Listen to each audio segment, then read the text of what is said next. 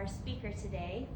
As a founder at Unified Studies, a unique micro school in Utah County, Kirsten brings a deep commitment to experiential learning, cultural awareness, and empowering young minds with knowledge and compassion. With a background in social sciences and anthropology, Kirsten has long been interested in how we remember and too often forget our shared past. Today, she'll be sharing a powerful presentation on the Timpanogos Nation, a people whose story has been overlooked for far too long. Please join me in welcoming Kirsten as she helps us better understand the history, resilience, and ongoing fight for recognition of the Timpanogos people. That meditation almost calmed my nerves, but thanks for that. That was really good. I'm grateful for the opportunity to speak about the Timpanogos Nation this morning. But before I get started, I'd like to ask those of you that are new to this topic what you already know about the Indians of Utah.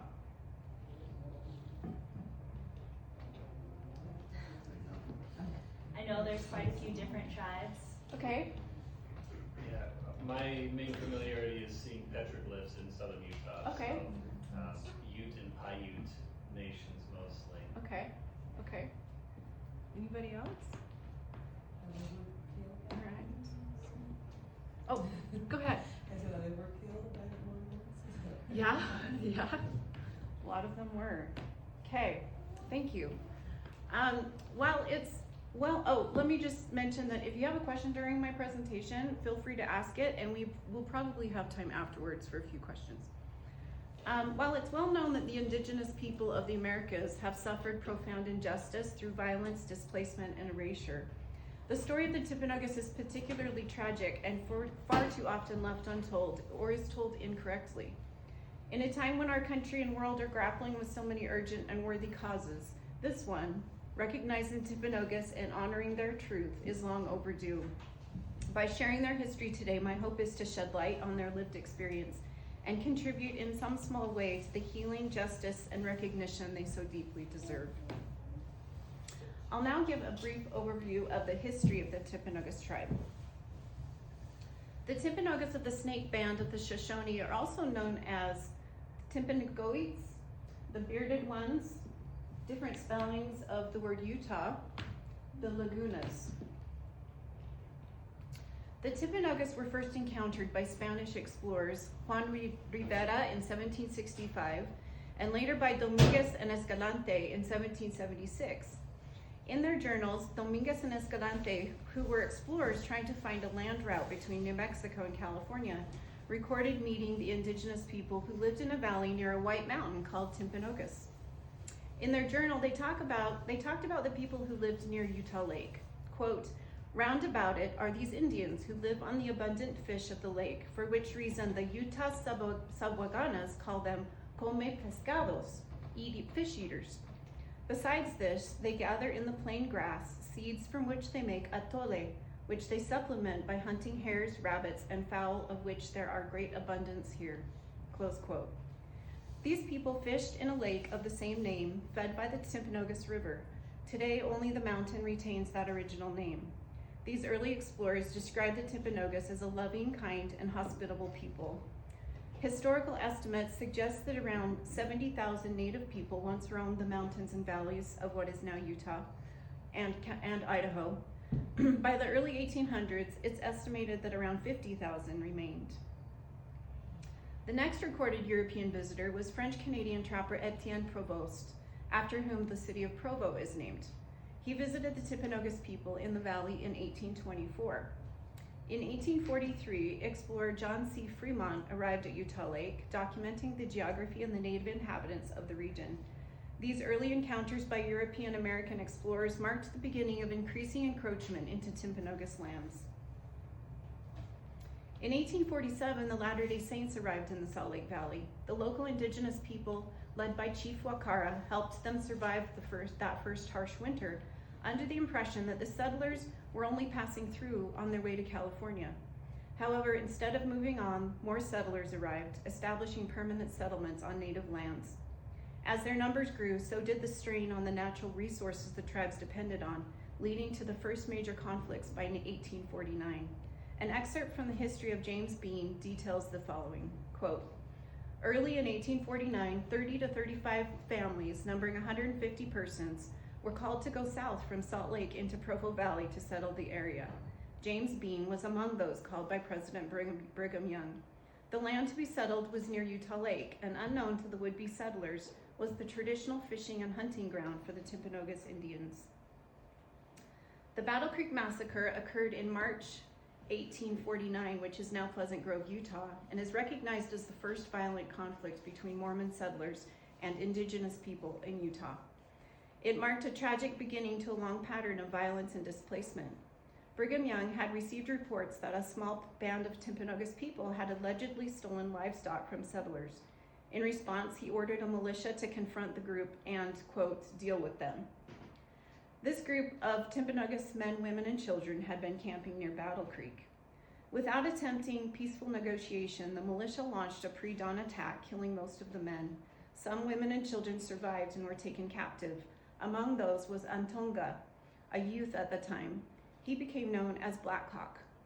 There is no evidence that the group had committed the alleged theft, and historians generally agree the response was disproportionate and unjustified. The Battle Creek Massacre set the tone for future relations between Mormon settlers and indigenous tribes, initiating a pattern of forced removal, broken agreements, and violence. The Timpanogos people would suffer further displacement in the years that followed. In 1850, escalating tensions between Mormon settlers and the Timpanogos over land and resources led the LDS militia under the direction of Brigham Young to issue an extermination order against the tribe known as Special Order No. 2. Accused of livestock theft and seen as obstacles to settlement, the Timpanogos were violently targeted, culminating in the massacre at Fort Utah, where over 100 were killed. This order has never officially been rescinded, leaving an enduring wound. The Black Hawk War is officially dated between 1865 and 1872, yet the conflict began as early as 1849, 2 years after the LDS arrived in the area. The war consisted of over 150 bloody confrontations. Black Hawk was the war chief for the tribes against the encroachment of the LDS settlements. He was a brilliant leader. From 1866 until he died in 1870, Black Hawk and his Uncle Tabby campaigned for peace. In an address to veterans of the Black Hawk War in 1894, John Lowry stated, quote, "In those days, it was at times imperative that harsh measures should be used. We had to do these things or be run over by them. It was a question of supremacy between the white man and the Indian," close quote. The Bear River Massacre, which took place on January 29, 1863, near what is now Preston, Idaho, is considered the deadliest massacre of Native Americans by the U.S. military in American history. One eyewitness claims close to 500 men, women, and children were killed. One of the brutal events during this period was the Circleville Massacre in 1866, where settlers executed 24 unarmed Paiute prisoners, including women and children. Here is Mary Meyer, the current chief executive of the Timpanogos Nation. In 1873, at the end of the Black Hawk War, approximately 1,200 of her ancestors were forced to walk 124 miles to the Uinta Valley Reservation, which was established in 1861 by President Abraham Lincoln. During their first winter there, 500 of them died from starvation and disease. In 1881, after killing an unprincipled Indian agent, 4 of the 7 bands of Colorado Ute Indians were taken as prisoners of war and were relocated to the Uinta Reservation to live alongside what remained of the Timpanogos. While the Ute tribe was federally recognized in 1937, the Timpanogos have never received such recognition. When tribes are extended federal recognition, they can establish tribal governments that possess a measure of sovereignty. The Timpanogos are not Utes. They are a distinct tribe with their own identity. The Timpanogos Nation has submitted over 12,000 historical documents to the Bureau of Indian Affairs, providing evidence that they are a distinct tribe separate from the Utes. This document, seen here, is part of the Congressional Act of May 5, 1864, designating the Uinta Valley for the exclusive use and occupancy of the Indians of Utah Territory. This act establishes recognized Indian title to the Uinta Valley Reservation. The Timpanogos are listed here as Timpnog. Before the federal government established the Uinta Reservation, they consulted Brigham Young regarding the suitability of the land. Young reported that the land was so utterly useless that its only purpose was to hold the other parts of the world together, making it perfect for an Indian reservation. Much of what we know about the relations between the LDS and the Timpanogos during the time of the greatest conflict in the 1800s comes from Peter Gottfredson. He was a Danish Mormon pioneer who settled in Utah and became known for documenting the history of early interactions between Mormon settlers and Native American tribes. He lived among Native communities and recorded firsthand accounts of the Black Hawk War. He knew Black Hawk personally. His book, History of Indian Depredations in Utah, originally published in 1919 and republished in 2002 by his great-grandson Phillip, is one of the most detailed historical records of that era. Why does this matter today, and who is helping? Recognition as a tribe grants legal rights, funding, and tribal sovereignty. Unfortunately, Indigenous history is often overlooked or misrepresented. Without federal recognition, tribes lose access to vital resources. So what can we do? We can educate, advocate, and amplify their voices. Let's talk about some key people who are doing this work. Here is Peter's great-grandson, Phillip. He's an historian, writer, and advocate who has spent decades researching and documenting the history of Native peoples in Utah, especially the Timpanogos Nation. After rediscovering his grandfather's work in 1989, Phillip became deeply committed to understanding the truth behind the Black Hawk War and the injustices suffered by the Timpanogos. His book, My Journey to Understand Black Hawk's Mission of Peace, challenges long-held myths, including the very pervasive one that the Timpanogos people are Ute. Phillip attempts to tell the story of the native Utah Indians from their perspective, using their documented history. Gottfredson, drawing from decades of immersive experiences with various indigenous tribes, provides an in-depth account of Timpanogos leader Black Hawk, who, despite witnessing severe injustices against his people, sought reconciliation and peace with Mormon settlers. Phillip and Mary Meyer will be interviewed live by Radio Free Mormon on April 30th in just a few weeks.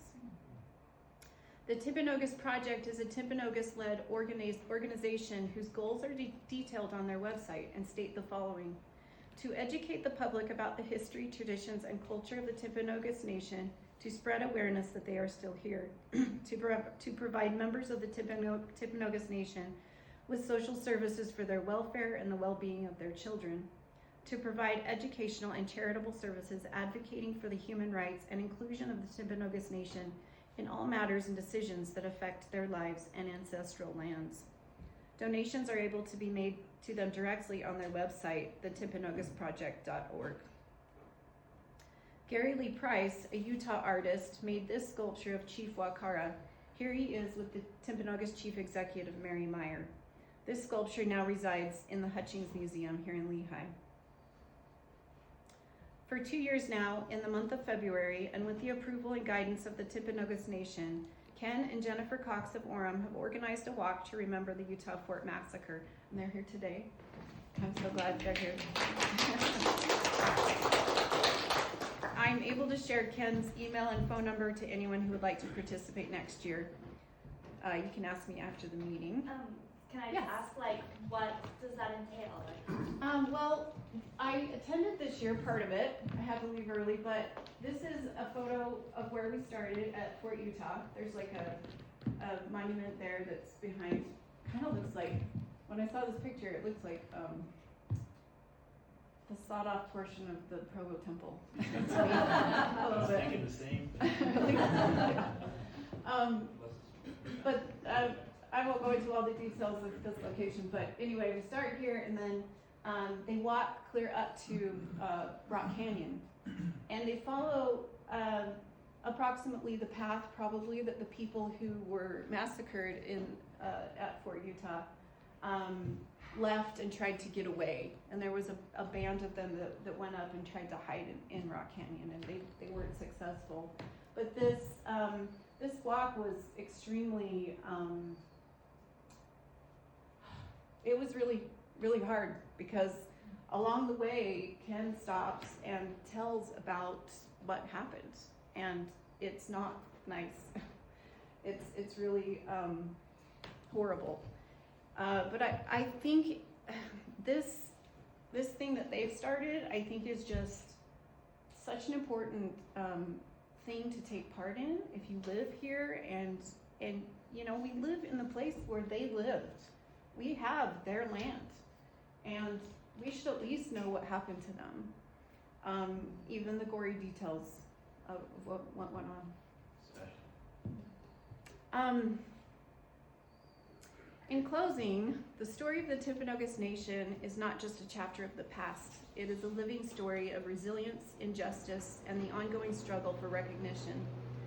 Though their voices have been ignored and their identity often misunderstood or erased, the Timpanogos people continue to endure, to speak, and to remember. As we've seen, federal recognition is more than a title. It's about sovereignty, survival, and the restoration of dignity. It's about giving a people the right to define themselves, care for their communities, and preserve their heritage for future generations. While we can't change the past, we can choose to face it honestly. We can listen, we can learn, and we can stand as allies in the work of truth and justice. Let's not allow this story to remain in the shadows any longer. May we honor the Timpanogos by carrying their story forward with awareness, with compassion, and with a commitment to doing better. Thank you.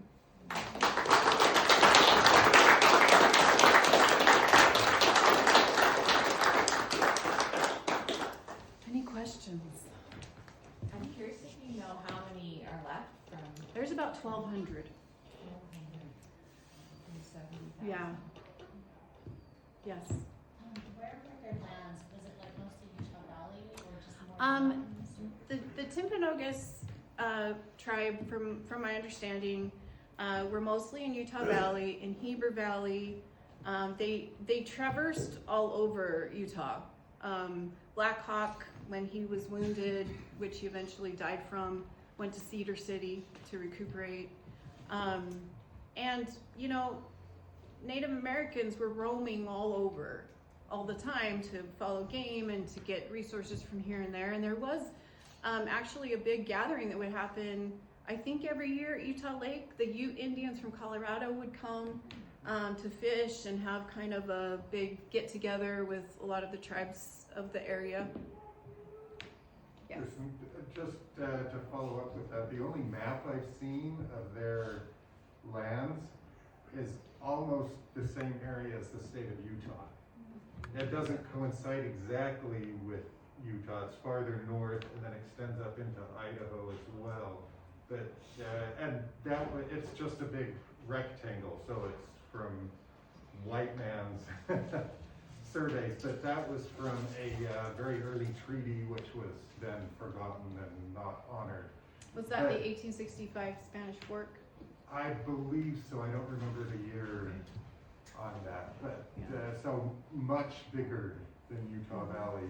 I doubt that anyone would have written a treaty like that unless they did cover a significant area. Yeah. Yeah. So what's the significance of the Timpanogos Mountain then? Was it just a central point in their lands, or what was the cultural significance? I don't know if it's a central part necessarily. It was just, Coincidental? I'm not sure I understand the question quite. Like, it was just, it's significant just because I look at it every day, I guess. And this Timpanogos group that is left really revere this area. On their website, the Timpanogos Nation mentions the heart of the cave as being something that still kind of beats. Yeah, I don't know if that Yeah, that's what helped. Yes.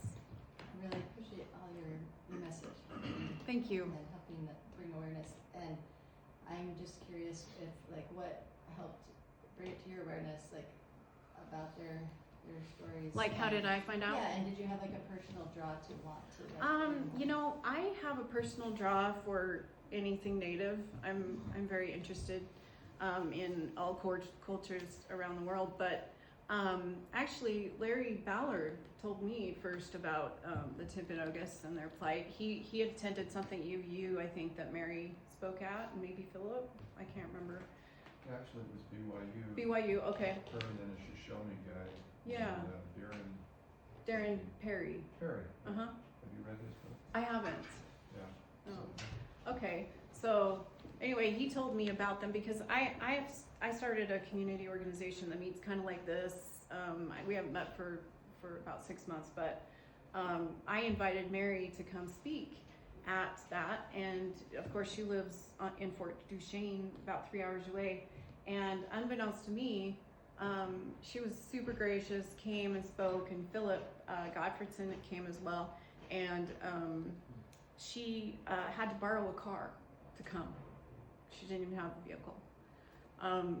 And since then, people in Utah Valley have raised funds to buy her a car, but they're kind of like in a second-class situation on their reservation because the Ute tribe is so much bigger than them, and they have the power because they're recognized, and they have the tribal police, and they kind of don't treat the Timpanogos very well in lots of ways, and so it's just really tragic. So they're both tribes are on the same reservation. They're both on the same reservation. The Timpanogos live in a different part of it. Do you know if the Timpanogos are the only native Utah tribe that doesn't have federal recognition?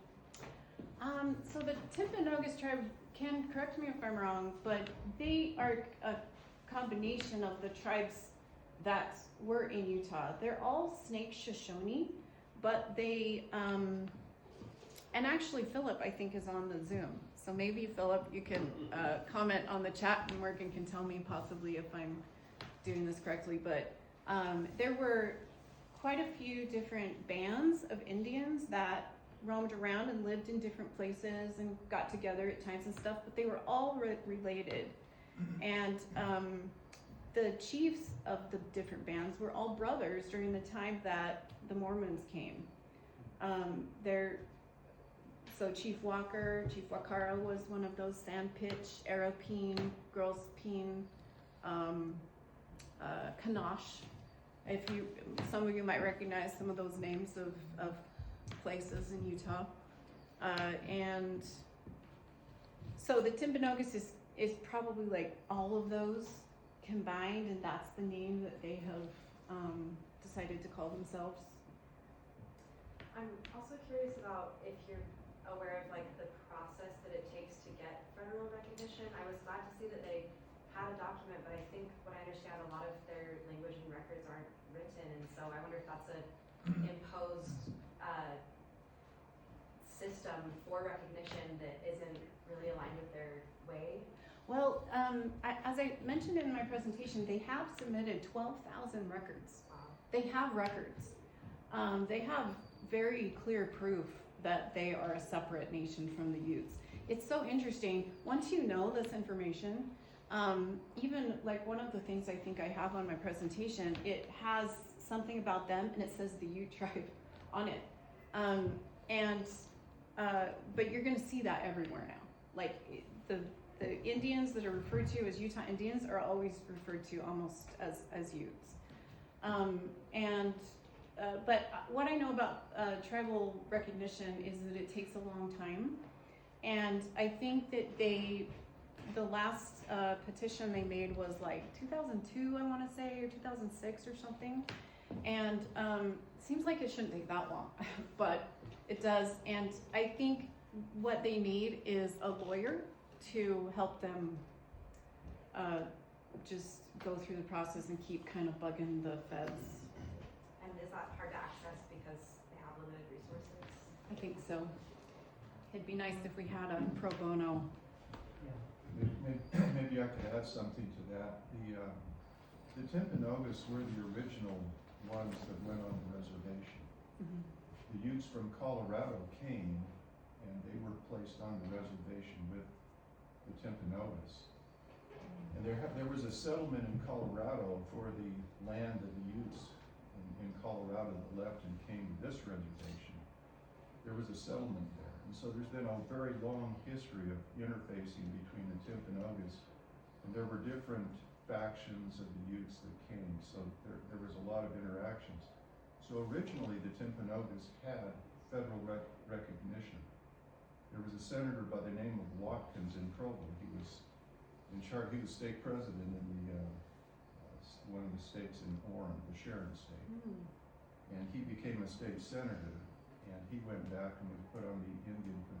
Anyway, so the assignment that he had with the federal government was to take care of the Indians. So he made this reservation and these Indians, the Utes and the Timpanogos, his plan. He also dealt with the Paiutes, and that's a different story. But so what ended up happening then is they had what's called a termination policy. Senator Watkins wanted to assimilate the Indians into regular white culture. And so he had a termination policy. And the way this worked out, it gets a little complicated, but the Utes actually ended up being pitted against the Timpanogos, and the Timpanogos were abysmally maligned since the termination policy. I think Mary would indicate that the termination policy that Brigham Young started has continued to this day, because if you look at what continues, and so they were terminated, and the way that happened is abuse beyond anyone's recognition of what actually happened to them, how they were abused, how they were maligned, and how they were deprived of their federal recognition as mixed bloods.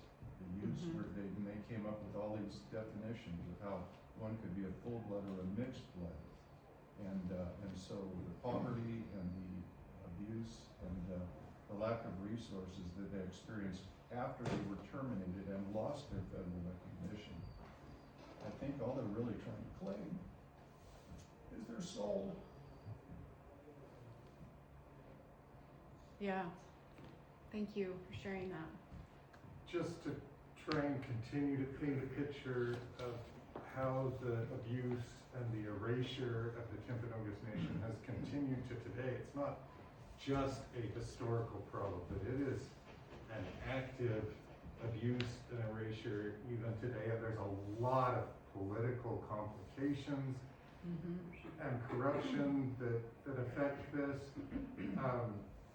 Phillip and Mary, I think, as I understand it, both agree that a big part of the problem is that extermination order was never rescinded, and that this is one of the most effective genocides in world history, that they were reduced to 2% of their population. And that is such an ugly history that no one really wants to dig into it and acknowledge it, and without acknowledging it, there's no path forward. Yeah. To complicate things further, the reservation is one of the richest reservations in oil, which goes to outside sources. The Utes themselves are, if they had proper claims to the reservation, they don't get proper compensation, but they do get some. The Timpanogos get nothing now, as I understand it, from that. And so there's greed and incentives to keep where that money goes to a minimum. And because of that, there's political jealousies between the Utes and the Timpanogos, and they're not recognized. There's not enough oversight or legal representation to enforce just basic human rights. Mary was without water for months. She couldn't get anyone to turn it back on. So just the It's pretty abuses are desperate. incredible. Councilman Perry was arrested for fishing on his own lands,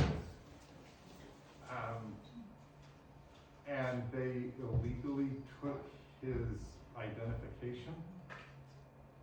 and that's happened to other members of the tribe as well. That's just one example I heard more details of.